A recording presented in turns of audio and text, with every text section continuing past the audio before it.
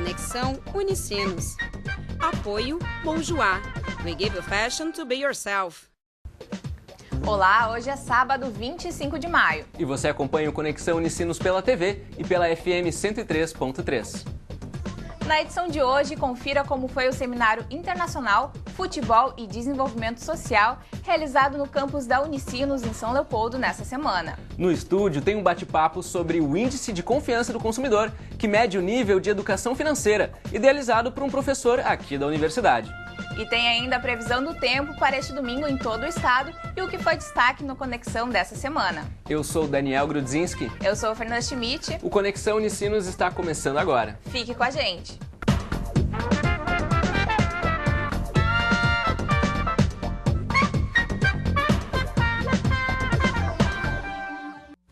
Incentivar o contato com o esporte e trabalhar o desenvolvimento cidadão são alguns dos principais objetivos do PEI, o Programa Esporte Integrado da Unicinos. Além disso, buscar a troca de ideias sobre ações socioesportivas que podem ser realizadas também é fundamental. E uma das atividades que buscou essa relação foi o debate chamado de Mesa Temática, o futebol como meio de educação e transformação. A conversa fez parte do Seminário Internacional Futebol e Desenvolvimento Social, uma iniciativa realizada pelo PEI que mostra o valor da cooperação entre os praticantes do esporte. Saiba mais na reportagem de Douglas Rippel. O incentivo pela prática de esportes como futebol vai além da motivação pela vitória e pela premiação material. O esporte traz a chance de combinarmos competição e educação, de uma maneira que ambos trabalhem juntos no aprendizado.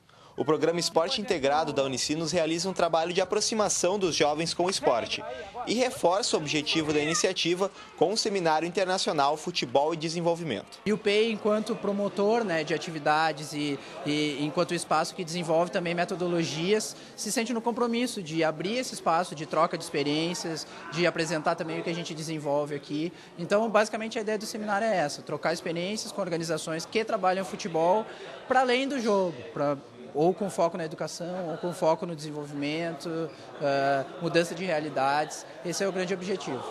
Um dos encontros do seminário foi o debate Mesa Redonda, o futebol como agente de educação e transformação.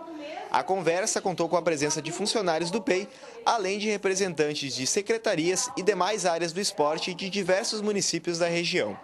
Nesta atividade, foram tratados temas como ações do governo para incentivar o futebol nas escolas, além de uma reflexão sobre a competitividade aliada à educação. Pela secretaria, nós temos lá o futebol como uma ferramenta educacional, através do esporte, o futebol descentralizado, trazendo em si a comunidade para esse interesse público e também fazendo desse esporte uma educação. O seminário também teve a presença de conferencistas da América Central e da Argentina. Um dos grandes objetivos do evento também era realizar uma troca de ideias entre pessoas que vivem em diferentes países, mas que têm em comum o interesse pelo futebol e pelo incentivo ao esporte.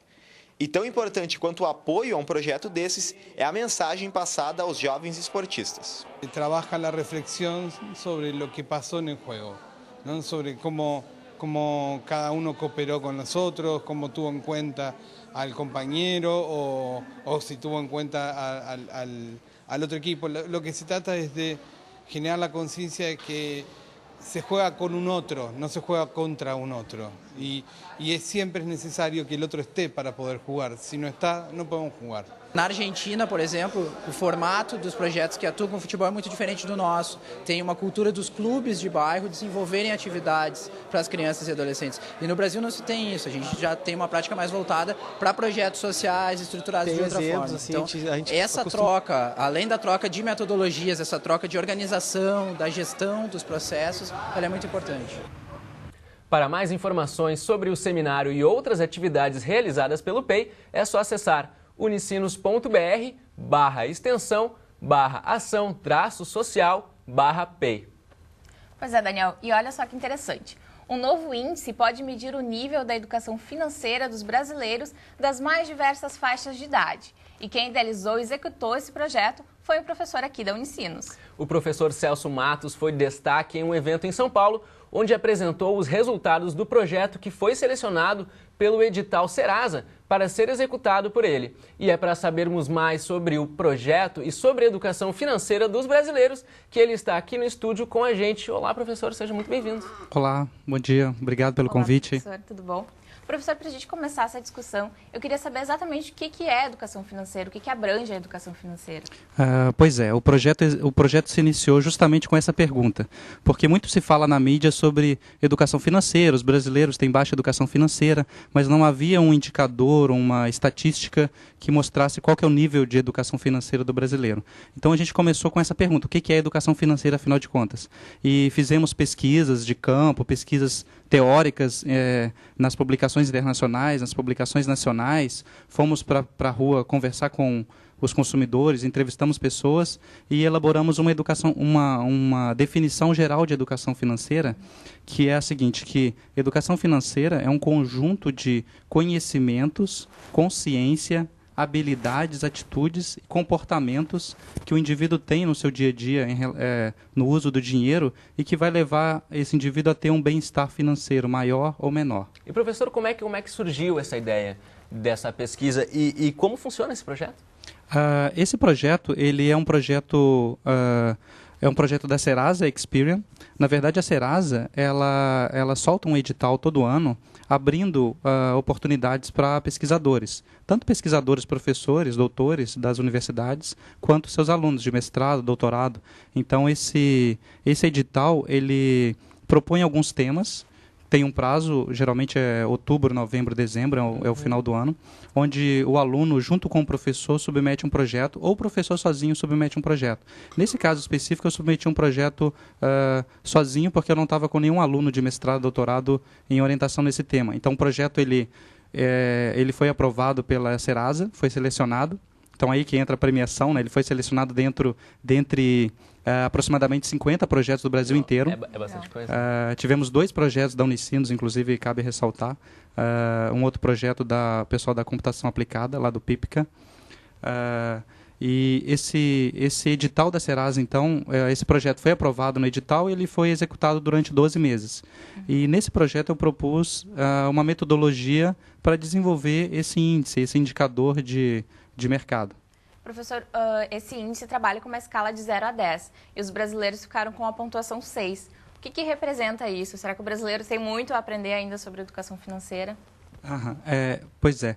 A educação financeira, então, ela foi medida nesse índice em 3 componentes, tá? Conhecimento, tem algumas perguntas sobre conhecimento, tem algumas perguntas sobre atitude do indivíduo no dia a dia com o seu uso do dinheiro, e tem questões específicas de comportamento, que o quanto que ele poupa, se ele poupa, o quanto que da renda está comprometido ou não com dívidas. Então, a nota melhor foi no conhecimento, ou seja, as pessoas têm algum conhecimento. Essa pesquisa ela foi feita no Brasil inteiro, tá, com 2.000 pessoas usando uma amostra representativa. E o que a gente encontrou foi o seguinte, que as pessoas elas sabem, de modo geral, elas entendem os conceitos financeiros principais. Mas a menor nota foi justamente no comportamento. Essa nota 6 é uma nota geral de educação financeira. Mas a nota de comportamento foi menor, foi uma nota 5. A nota de comportamento foi mais baixa, quer dizer, as pessoas não estão fazendo o dever de casa assim tão bem feito. Elas sabem o que elas têm para fazer, mas na hora de fazer mesmo, elas às vezes se atrapalham e entram em endividamento ou consomem mais, enfim, elas não estão administrando tão bem o dinheiro. E na sua opinião, como é que o senhor acha que o brasileiro poderia mudar esse nível, né? Como é que ele poderia melhorar esse índice? Eu estava fazendo uma listinha aqui justamente nesse ponto. O primeiro item é pensar mais antes de comprar alguma coisa, porque a gente tem e a gente vê isso no dia a dia, né? Nos finais de semana os shoppings estão cheios e muitas vezes as pessoas compram sem refletir muito. Será que eu preciso disso? Né? Justamente, por impulso. Está ali, é legal isso, é só passar o cartão que depois, amanhã eu resolvo. Então o brasileiro ele está com uma orientação muito de curto prazo. Então isso prejudica em termos de educação financeira. Uma orientação muito de curto prazo, ela te faz gastar mais hoje, mas depois você vai ter que pagar um juros maior em cima daquele dinheiro, você vai ter um comprometimento maior da renda. Então isso é ruim em termos de educação financeira. Outro ponto é planejar o futuro. Isso a gente viu na pesquisa que somente um percentual alto, 49% das pessoas, não planejam de modo nenhum a sua aposentadoria. Isso é ruim. Mostra que o brasileiro está com uma orientação muito de curto prazo. Então a gente tem que pensar também no longo prazo. Chegar lá para ver o que vai fazer, né? Com certeza a gente tem muito que aprender ainda, né, professor? E evitar comprometer uma parcela grande da renda, mais do que 30% da renda com dívidas, enfim. Saber que não mais de 30% já pode, né, estar declarado morto ali no dia que chega o pagamento. Bom, professor, a gente agradece muito a sua participação aqui, as informações. Lembrando que mais informações sobre o projeto podem ser encontradas no endereço serazaexperience.com.br/pesquisa aplicada. Então tá, professor, muito obrigada pela participação. Obrigado, eu agradeço. No próximo bloco tem as dicas que a Agenda Cultural separou para você aproveitar os próximos dias aqui pela região. Não saia daí, a gente já volta pela TV e Rádio Unicinos.